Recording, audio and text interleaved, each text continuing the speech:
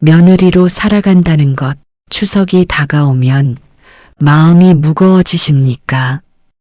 벌써 몇십 년을 며느리로 살아오셨지만 여전히 시댁 문턱이 높게만 느껴지시나요?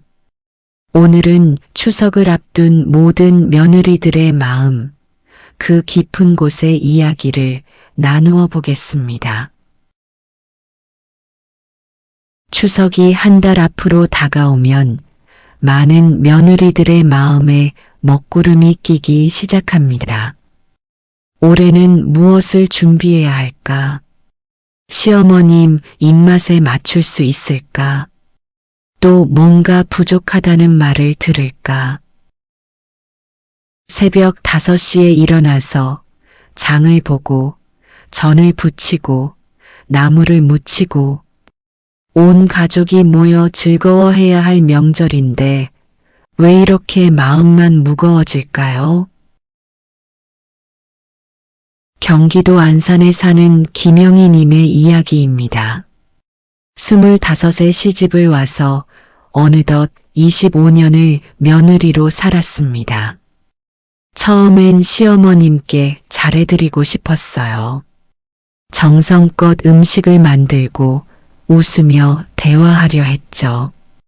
그런데 아무리 노력해도 우리 딸은 이렇지 않은데 하는 말씀이 나오면 마음 한구석이 서늘해지더라고요. 25살 새댁 때는 눈물을 삼키며 참았습니다. 30살이 되어서는 속으로 화를 내며 견뎠습니다. 40이 되어서도 여전히 마음이 편하지 않았습니다. 이제 50이 된 영희님, 여전히 추석이 되면 가슴이 답답합니다. 언제까지 이런 마음으로 살아야 할까요? 부처님께서는 이렇게 말씀하셨습니다. 모든 고통은 집착에서 비롯되느니라. 남에게 인정받으려 하고 완벽하려고 애쓰는 마음이 바로 괴로움의 뿌리이니라. 며느리로서의 스트레스도 결국 이와 같은 집착에서 시작됩니다.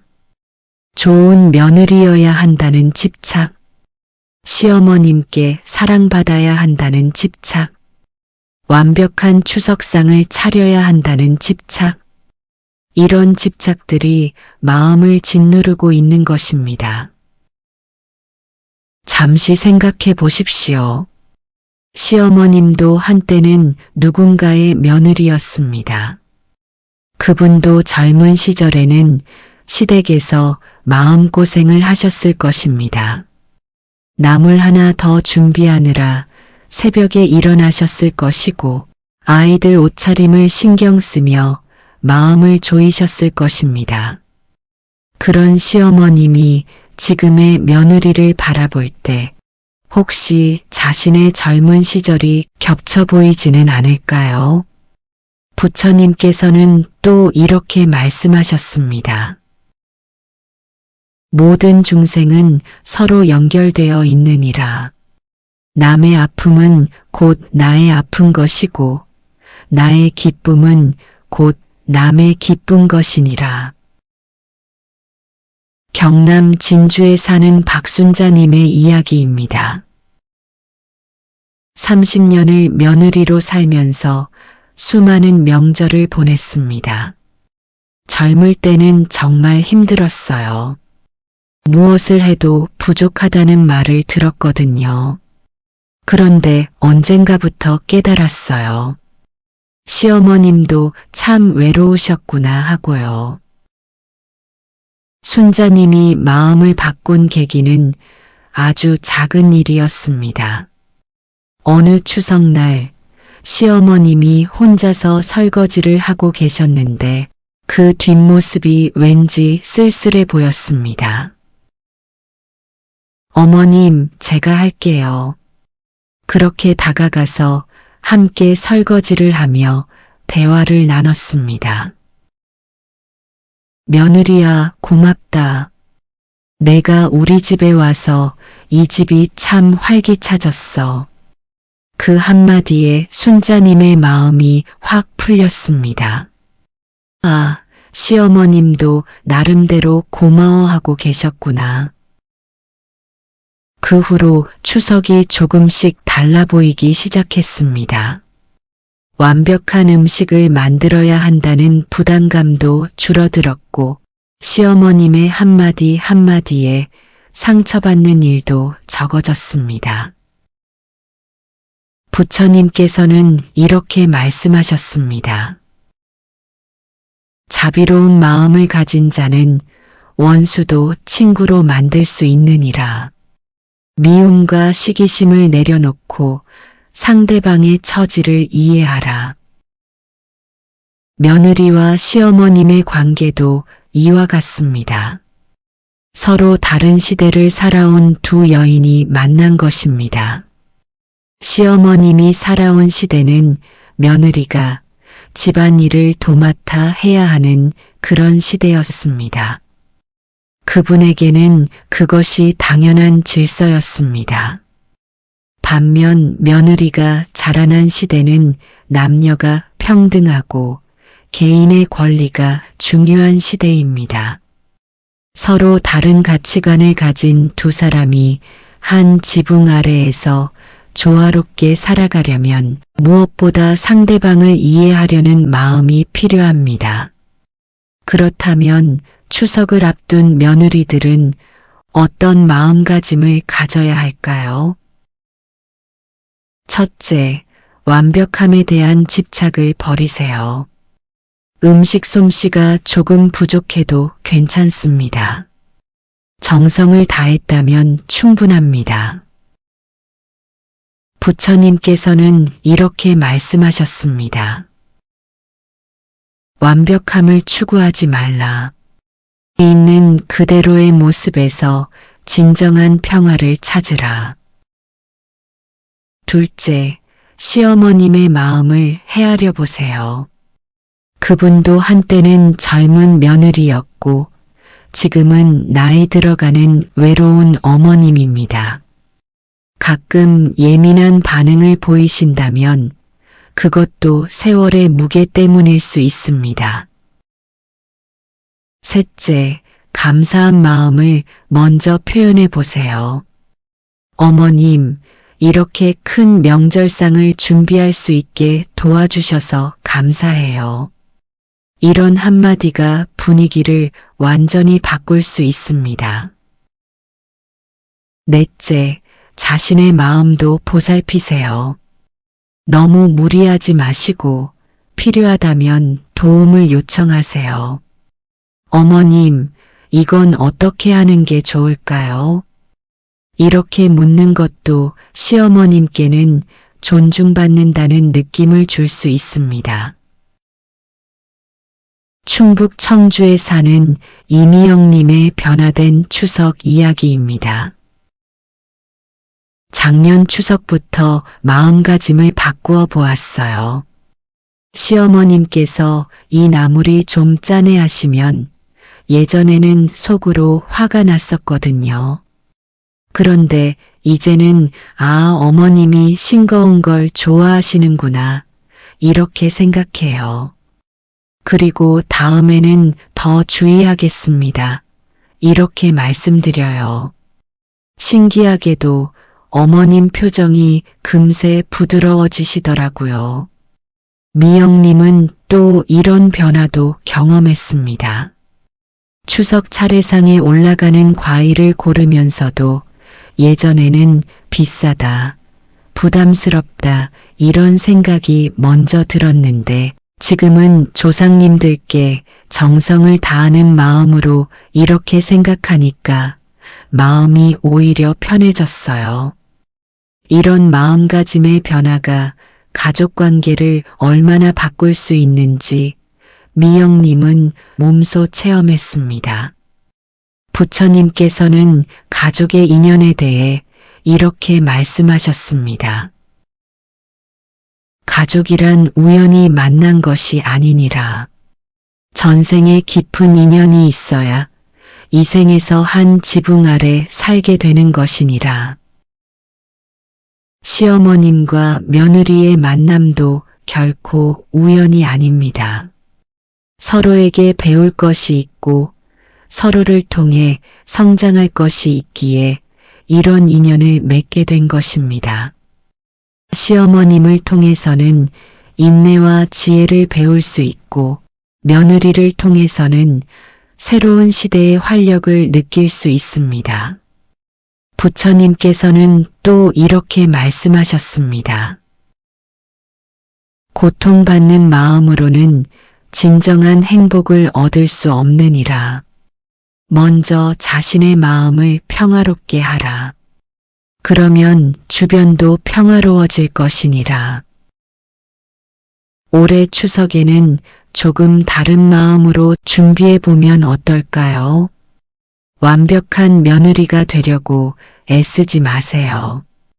그저 진심으로 가족들을 위하는 마음, 조상님들께 감사하는 마음만 가지고 계시면 됩니다.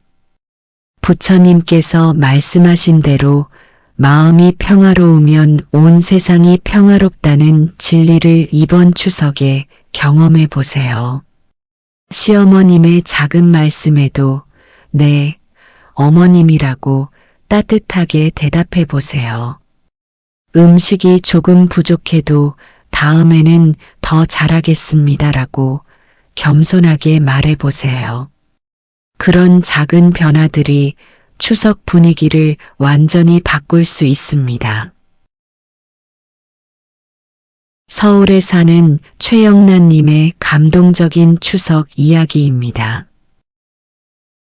시어머님과 저는 15년 동안 사이가 좋지 않았어요. 추석 때마다 갈등이 있었고 서로 마음의 상처만 쌓여갔죠. 그런데 작년에 시어머님이 갑자기 쓰러지셨어요. 병원에서 며칠 간병하면서 처음으로 어머님의 약한 모습을 보게 되었어요.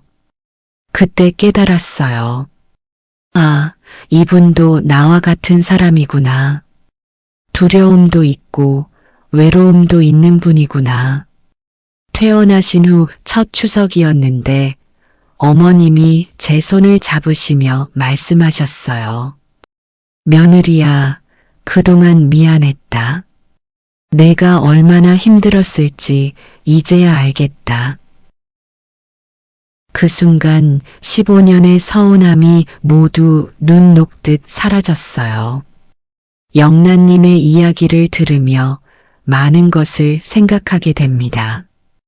결국 시어머님과 며느리 두 분 다 같은 마음을 가진 분들이라는 것을요. 서로를 이해하고 싶어하고 사랑받고 싶어하는 그런 마음 말입니다. 부처님께서는 이렇게 말씀하셨습니다. 원망하는 마음으로는 원망이 사라지지 않느니라. 오직 사랑하는 마음으로만 원망을 없앨 수 있느니라. 이번 추석 준비를 하시면서 한 번씩 이 말씀을 떠올려 보세요. 전을 부치며 짜증이 날 때 이것도 가족을 위한 사랑의 표현이구나. 이렇게 생각해 보세요. 나무를 묻히며 피곤할 때 조상님들께 정성을 다하는 일이구나. 이렇게 마음을 다잡아 보세요. 시어머님의 까다로운 요구에도 이분도 좋은 명절을 만들고 싶으시구나. 이렇게 이해해 보세요. 그런 작은 마음의 변화가 여러분의 추석을 완전히 다르게 만들 수 있습니다. 구체적으로 어떻게 실천할 수 있을까요? 첫째, 아침에 일어나면서 다짐하기. 오늘 하루 시어머님께 따뜻한 마음으로 대하겠습니다. 이런 작은 다짐이 하루 종일 여러분의 마음가짐을 바꿀 수 있습니다. 둘째, 감사 표현하기. 어머님 덕분에 아이들이 좋은 추석을 보낼 수 있어요. 이런 감사 인사가 시어머님의 마음을 열 수 있습니다. 셋째, 작은 배려하기. 시어머님이 좋아하시는 차 한 잔, 어깨 주물러 드리기, 함께 사진 찍자고 제안하기. 이런 작은 배려들이 큰 변화를 만들어낼 수 있습니다. 넷째, 화가 날 때의 마음 다스리기. 화가 치밀어 오를 때는 잠시 화장실에 가서 깊게 숨을 쉬어 보세요. 그리고 이렇게 생각해 보세요. 이 화는 내 마음을 해칠 뿐이다. 어머님도 나름의 이유가 있으실 것이다. 사실 시어머님과 며느리의 관계는 인생의 큰 수행 과정입니다. 서로 다른 환경에서 자란 두 여인이 만나 조화를 이루어가는 과정이니까요. 이 과정에서 우리는 참을성을 배우고 이해심을 기르고 자비로운 마음을 갖게 됩니다. 부처님께서는 이렇게 말씀하셨습니다. 모든 만남은 가르침이니라. 상대방을 통해 자신을 돌아보고 성장할 수 있는 기회로 여기라. 시어머님과의 관계에서 받는 스트레스나 어려움도 모두 성장의 기회입니다. 왜 나만 이런 일을 당해야 하지? 이렇게 생각하지 마시고 이 경험을 통해 나는 무엇을 배울 수 있을까? 이렇게 생각해 보세요. 오늘 이 이야기를 들으시는 모든 며느리 여러분께 진심으로 전하고 싶은 말씀이 있습니다. 여러분은 이미 충분히 잘하고 계십니다. 가족을 위해 새벽부터 준비하는 그 마음, 시어머님을 기쁘게 해드리려는 그 정성스러운 마음, 모든 것이 소중하고 아름다운 일입니다. 완벽하지 않아도 괜찮습니다. 조금 부족해도 괜찮습니다.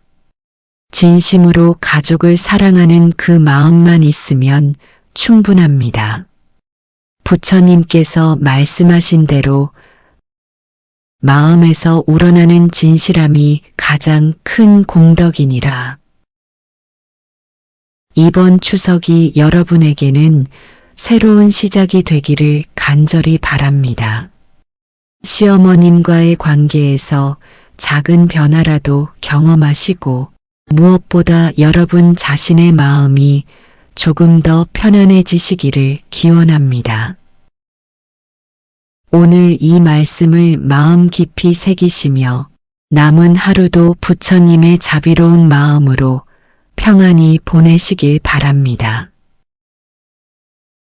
여러분께서 경험하신 시어머님과의 특별한 추석 이야기가 있으시다면 댓글로 나누어 주세요. 서로의 경험을 통해 더 많은 지혜를 얻을 수 있을 것입니다. 감사합니다.